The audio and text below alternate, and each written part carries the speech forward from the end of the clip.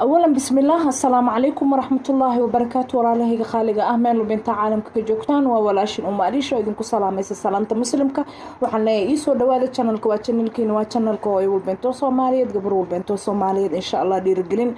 أيو ماشان إنان كو كلا قادن أيو وعي قلين يوحو البنتو قروح بدن أو نفس الدايرة أي شعلاتو يوحو البنتو أو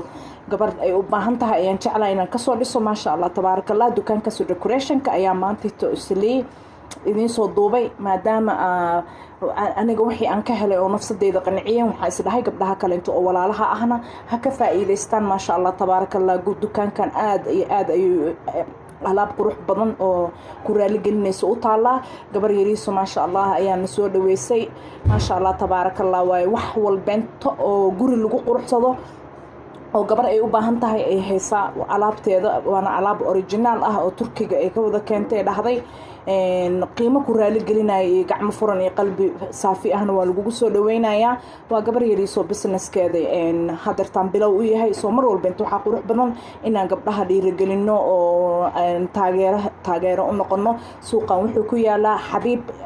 xabiib sarta xabiib complex la dhaho agteeda ayuu ku yaalaa max ayaa ku qoran suuqa second floor ay cunugta dukaanka ku leedahay second floor marka tagtid dukaanka magaciisa xataa waan soo sawiray waa idin soo duubay waa weydiin kartaan ma sha Allah tabarakallah alaab decoration nooc walba jikada ha noqoto sitting room ha noqoto bedroom ha noqoto meel walba inta alaabta ay haysataa waana alaabtayadooda aad u qurux badan tahay aadna quality u leh